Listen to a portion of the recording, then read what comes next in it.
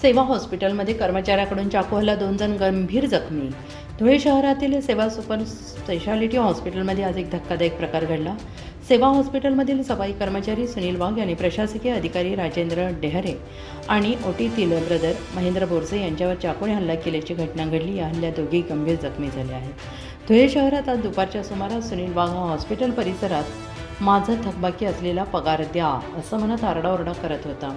त्यावेळी प्रशासकीय अधिकारी राजेंद्र डेहरे आणि ओटीतील ब्रदर महेंद्र बोरसे यांनी त्याला समजावण्याचा प्रयत्न केला. मात्र त्याचवेळी सुनील वाघ यांनी आपल्याजवळील चाकू काढून दोघांच्या मानेवर वार करत त्यांना गंभीर दुखापत केली.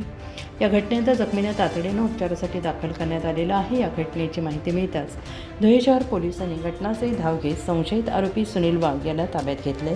या प्रकरणी शहर पोलीस ठाण्यात गुन्हा दाखल करण्याची प्रक्रिया सुरू आहे. दरम्यान पत्रकारांनी हॉस्पिटलचे डॉक्टर राजेश अग्रवाल यांच्याकडे या घटनेबाबत विचारणा केली असता हल्ल्याचे नेमके कारण अद्याप समजू शकले नसल्याचं त्यांनी म्हटलं आहे. शिवप्रसाद डेरे सेवा हॉस्पिटलमध्ये आज 12 वाजेच्या सुमारास माझा भाऊ राजेंद्र डेरे तिथे ॲडमिनिस्ट्रेटिव्ह म्हणून काम करत असताना ते वाघ नावाच्या एका कॉन्ट्रॅक्ट बेसिसवर असलेल्या मार्गबळीने त्याच्यावर चाकूने हल्ला केला. 2 जण जबरदस्त जखमी झाले त्याच्यामध्ये आणि गंभीर जखमी झाल्यामुळे त्यांना ICUमध्ये ॲडमिट करून त्यांच्यावर उपचार चालू असून ही जी घटना घडली ती एकदम चुकीची घडलेली आहे.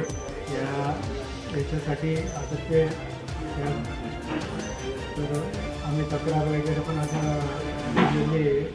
तर याच्यावर योग्य ती कारवाई करण्यात यावी आणि सेवा हॉस्पिटलमध्ये याच्यापुढे असे काही प्रकार घडायला नको त्याची काळजी घेण्यात यावी.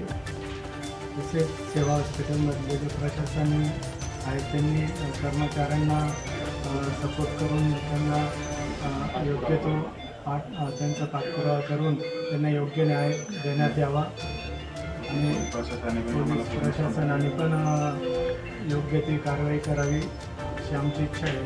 आणि सदर घडलेल्या प्रकाराबद्दल पूर्ण हॉस्पिटलचा निषेध करण्यात येत आहे.